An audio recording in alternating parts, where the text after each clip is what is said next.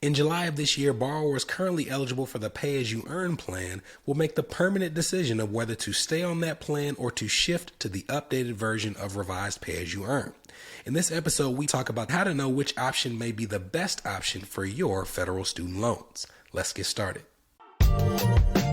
Are your student loan payments or loan balances a major obstacle in your financial life? Then tune in and let's escape student loan debt.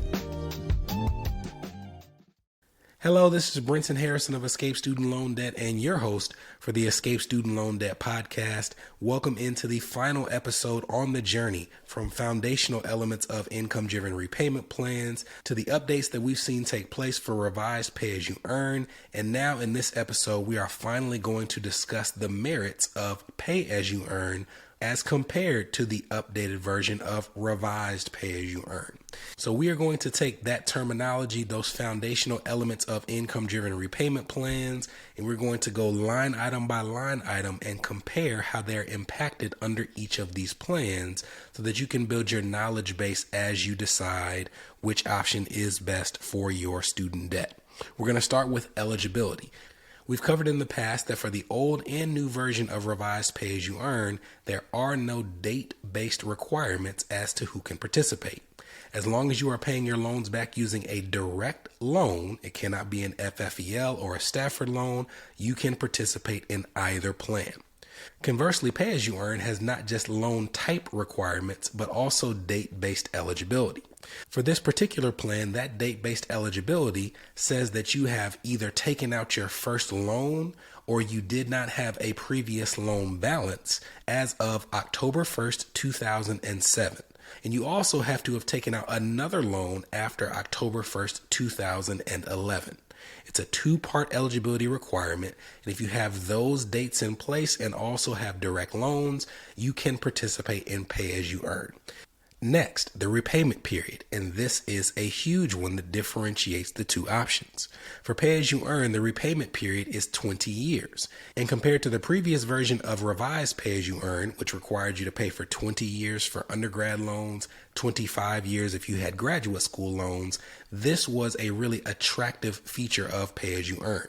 You have 5 years less on your repayment schedule, regardless of when you took out that debt, and many borrowers in the past have gone to Pay-As-You-Earn in an effort to get that debt out of the way faster if they have graduate school loans.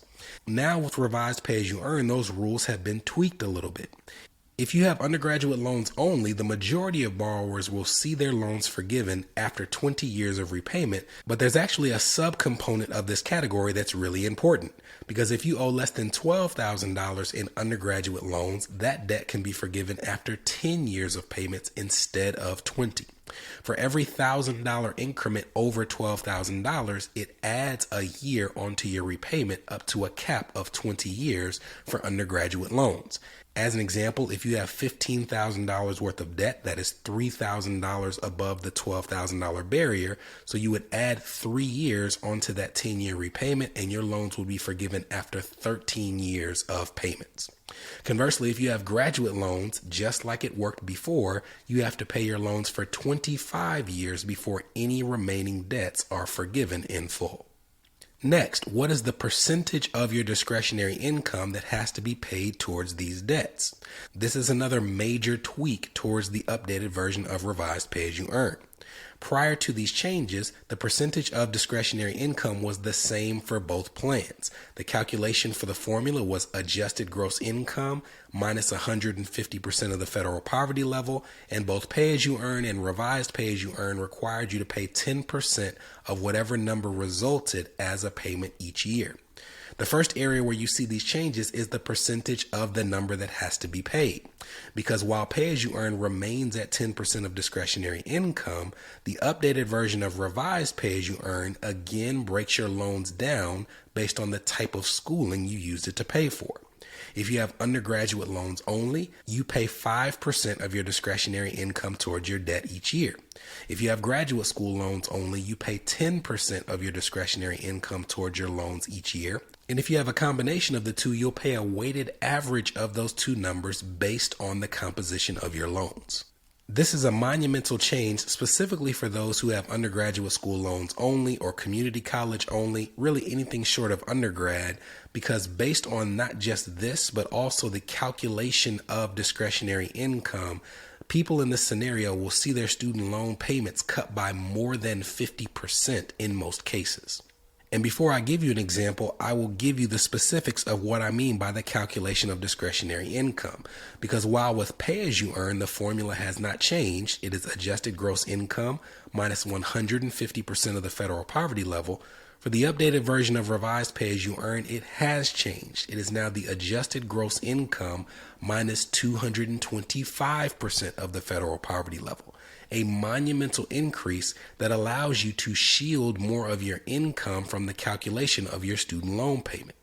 If you combine these two factors for undergraduate borrowers, where they immediately see their payment go from 10% of discretionary income to 5%, and also allow them to take more money off of the table, it leads to that 50% plus decrease in payments that I just referenced. As an example, if we take a family of 4 that has an adjusted gross income of $100,000, if they pay back their student debt using pay-as-you-earn, they would have a monthly payment of $458.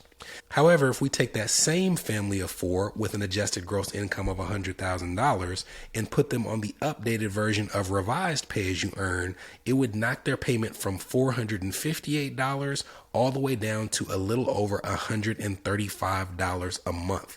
That is a decrease of over $300 a month, primarily because of that lower payment at 5% of discretionary income, but also the ability to take 225% of the federal poverty level out of the equation as compared to 150% of that number as seen in pay-as-you-earn. This is the Escape Student Loan Debt Podcast, a show for established professionals whose student loan payments or loan balances are impacting their marriage, their business, their credit, or their dream of achieving home ownership. We'll be right back. Are you interested in learning the tools and techniques we use to get student loans forgiven, reduced, reorganized, or expedited? Well, great news. We're currently updating our flagship course, Escape Student Loan Debt, to reflect the current changes in the student loan landscape. To stay up to date on the launch of the course and opportunities to sit in on our live recording sessions, head to escapestudentloandebt.com and join our email list now. You're listening to the Escape Student Loan Debt Podcast. Subscribe now at escapestudentloandebt.com. Welcome back. Another major update to revised pay-as-you-earn is found in its interest subsidy. If you look at pay-as-you-earn, the interest subsidy covers 50% of all unpaid interest for 3 years only. Conversely, the updated version of revised pay-as-you-earn will now cover 100% of all unpaid interest in all years. We've talked about the fact that currently any loans forgiven under income-driven repayment plans do not lead to any income taxation, but that allowance will sunset at the end of 2025.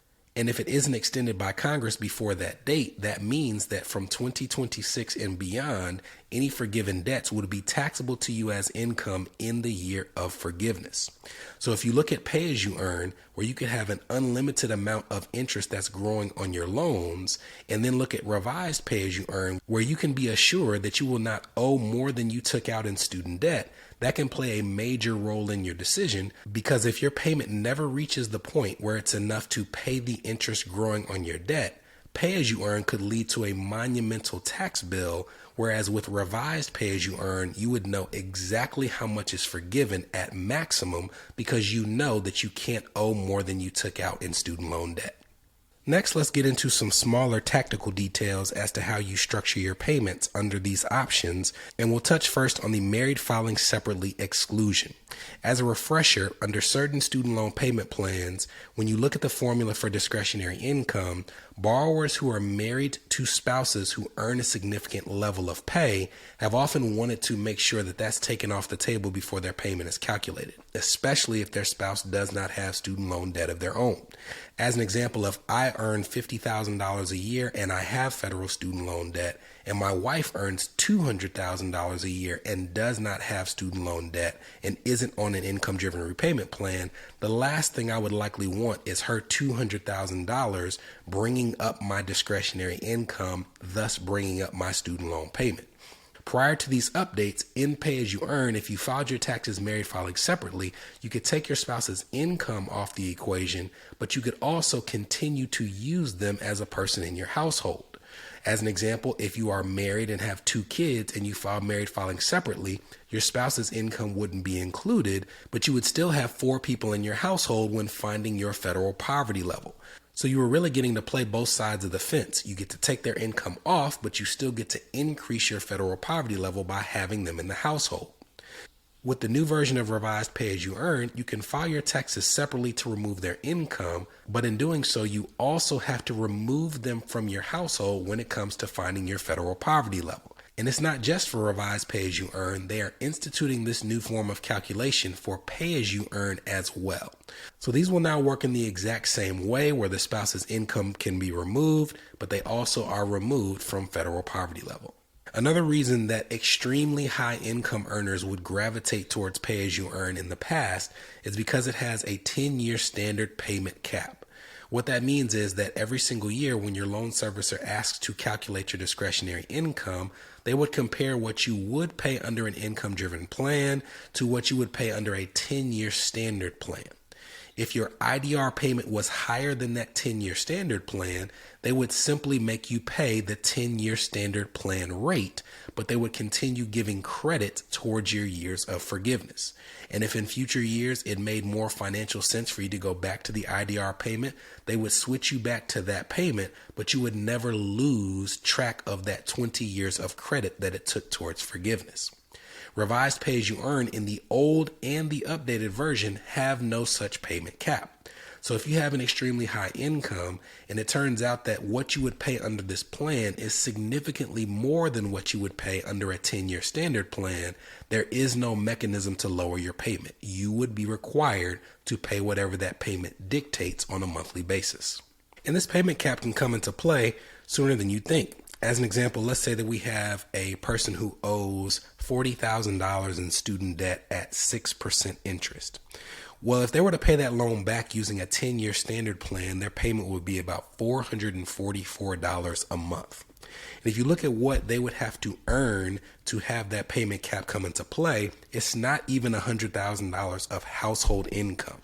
So if you have a 2-income household that earns more than about $98,000, the Pay As You Earn plan would not even allow them to pay that payment based on discretionary income.